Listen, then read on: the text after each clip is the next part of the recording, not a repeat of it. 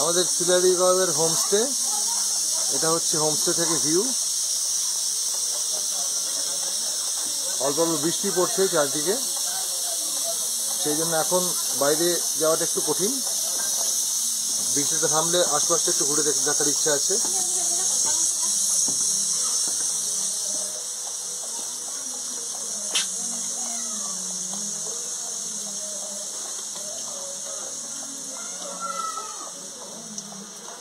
এটা আমাদের হোমস্টের ভিউ। আমাদের হোমস্টেটার ভেতরটা একটু দেখিয়ে দিই। এটা আমাদের হোমস্টে, 4 জনে থাকার ব্যবস্থা আছে। তো আমরা আপাতত 2 জন।